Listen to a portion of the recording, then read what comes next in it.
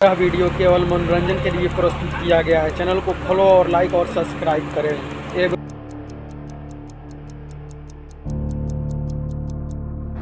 Mom, मैं सोच रही थी आज ये महाशय को ऑफिस लेकर जाऊं, पर ये घर पे ही नहीं है। और मेरी किस्मत इतनी फूटी हुई क्यों है? आपने मेरी शादी इस गधे से क्यों कराई है?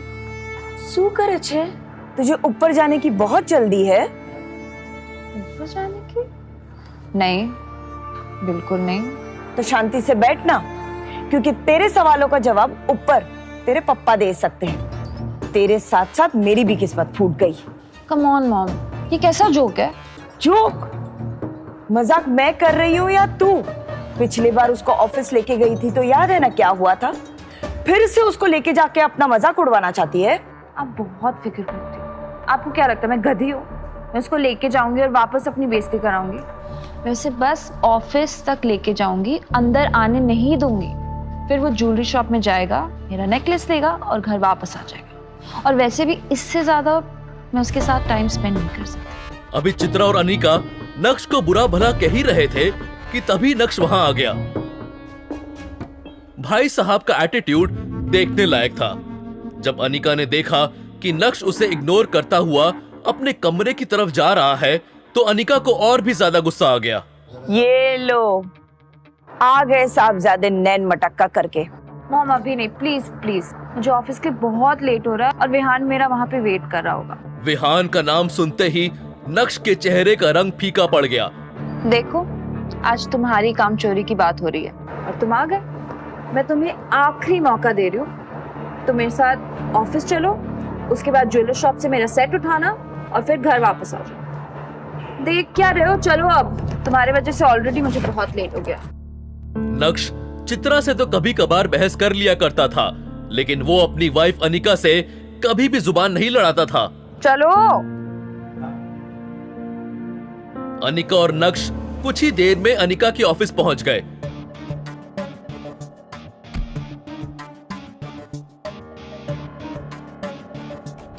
अनिका जब अपने कैबिन में पहुंची तो उसका दोस्त और बिजनेस पार्टनर विहान बजाज पहले ही वहां बैठा उसका इंतजार कर रहा था।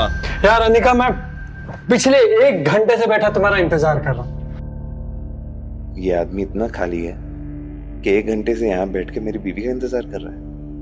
आई एम सो सॉरी विहान, क्या है ना, कुछ लोगों के कारण देर हो जाती है। अनिका की बात सुनकर विहान के 1 घंटे इंतजार करने की शिकायत एक पल में ही गायब हो गई और वो बस मुस्कुराते हुए अनिका को ही देखे जा रहा था। वो आज बहुत ज्यादा खुश नजर आ रहा था। विहान, आज तुम बहुत ज्यादा खुश लग रहे हो। कोई लॉटरी तो नहीं लगी तुम्हारी? भाई साहब, अब तुम्हारा आना किसी लॉटरी से कम है क्या? भाई साहब, ये मत भूलिए कि आप एक ऑफिस में हैं, और ये भी मत भूलिए कि आपको दोस्ती की सीमा नहीं लांघनी है। तुम चुप रहो। विहान, मैं समझी नहीं, तुम क्या बोलने की कोशिश कर रहे थे? विहान समझ गया था कि अनिका उसकी बात से थोड़ी अनकंफर्टेबल हो गई है, इसलिए उसने झट से बात बदल दी और बोला, इम्पोर्टेंट ये नहीं है कि आज मैं इतना खुश क्यों।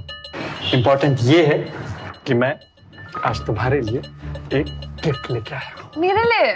जी हाँ, ये देखो अनिका, तुम्हारे लिए रेयर डायमंड का नेकलेस। जी हाँ। वाह, कैसा लगा? अच्छा लग रहा है ना? अनिका, ये असली डायमंड का नेकलेस नहीं है, बल्कि ये तो कॉपी है। यकीन मानो मेरा, ये फेक है Anika.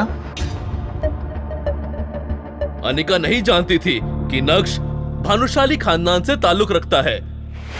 Bhanushali group rare diamond के बिजनेस में भी है, और क्योंकि नक्श भानुशाली ग्रुप का हिस्सा रह चुका था, इसलिए उसे डायमंड की अच्छी खासी परख थी। नक्श ने तो सही इरादे से अपना काम कर दिया था, लेकिन अनिका को नक्श की बात कुछ रास नहीं आई। तुम्हें बोला है ना, बीच में मत बोला करो, चुप रहो। नक्श की बात सुनकर विहान को भी ये समझ आ गया था कि अब वो उस फर्स्ट कॉपी नेकलेस को ओरिजिनल बताकर अनिका को बेवकूफ नहीं बना सकता है। हाँ, ये मतलब असली रेड डायमंड नेकलेस नहीं है। पर इसका एक एक हीरा असली है। बस इसकी क्वालिटी रेयर डायमंड नेकलेस से थोड़ी सी कम है। पर अनिका, मुझे जब भी रेयर डायमंड नेकलेस मिलेगा ना, मैं डेफिनेटली तुम्हारे लिए लेके आऊंगा, मैं प्रॉमिस। वाह, बहुत अच्छी बात है। मतलब रेयर डायमंड नेकलेस इस दुनिया में सिर्फ 10 बने हुए हैं और ये भाई साहब लेके आएंगे। ऐसे इंसान का तुम भरोसा नहीं कर सकती हो। अरे झूठ बोल रहा है तुमसे, आगे भी झूठ बोलेगा, कोई काम का नहीं है ये। और तुम्हें रेयर डायमंड नेकलेस की क्या जरूरत है अनिका, जब तुम्हारे पास असली डायमंड है। आज अनिका को विहान की हरकत से ज्यादा इस बात पर हैरानी हो रही थी कि अचानक नक्श के अंदर हर बात का जवाब देने की हिम्मत कहां से आ रही है। तुम चुप रहोगे? नक्श के मुंह खोलने से पहले विहान को लगा था कि अनिका नेकलेस देखते ही उसके प्यार में पागल हो जाएगी। आखिर वो उसे कोई छोटी चीज नहीं, डायमंड का हार दे रहा था। अब पोल तो उसकी खुल चुकी थी, तो वो करता भी क्या? शांति से चुप बैठने के अलावा उसके पास करने के लिए और कुछ भी नहीं था। पर इस वक्त अनिका के पास विहान को दिलासा देने के अलावा और कोई चारा नहीं था। तो क्या हुआ विहान, अगर ये कम क्वालिटी वाला डायमंड नेकलेस है, ये नॉर्मल सी बात है। अब हर कोई वो रेयर डायमंड वाले नेकलेस तो नहीं खरीद सकता ना।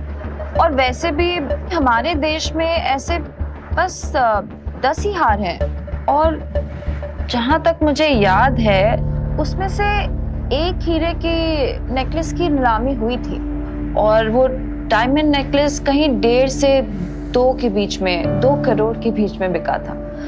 किसने खरीदी वो तो मैं नहीं जानती हूँ।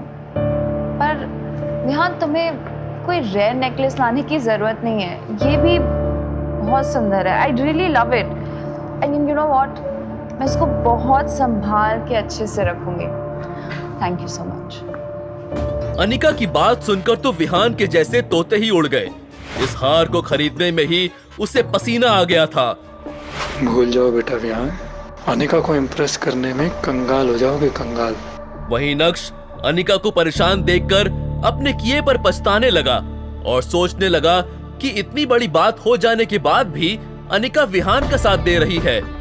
लेकिन वो अपनी बदली हुई जिंदगी को इतनी आसानी से अपनी बीवी के सामने नहीं रखना चाहता था। वो अनिका को पाना चाहता था, उसका दिल जीतना चाहता था। अनिका, मैंने आज तक तुम्हें कुछ नहीं कहा, लेकिन आज मैं चुप नहीं बैठूंगा। मैं तुम्हारे लिए रेयर डायमंड नेकलेस लेकर आऊंगा, ये मेरा तुमसे वादा है। मैं दुगनी मेहनत करूंगा, मैं वो सब हासिल करने की कोशिश करूंगा जो तुम्हारे अरमान है। I promise. अपने दिल की बात अनिका के सामने रखने के बाद नक्श ने अनिका के जवाब का इंतजार भी नहीं किया और उसके कैबिन से बाहर निकल गया। नक्श ने पलटकर अनिका की तरफ देखा तो अनिका भी उसी की तरफ देख रही थी। प्यार नहीं तो कम से कम नक्श अनिका का ध्यान अपनी तरफ खींचने में कामयाब हो गया था। क्या नक्श को खुद से दूर रखकर मैंने कोई गलती तो नहीं की? ये क्या सोच रही हूँ मैं? विहान मेरा बिजनेस पार्टनर है, मेन इन्वेस्टर है। नक्श की इस हरकत की वजह से अगर विहान कंपनी से बैकआउट कर गया तो क्या होगा? नहीं नहीं, नक्श की वजह से मैं मेरी इतने साल की मेहनत को जायज नहीं जाने दूंगी।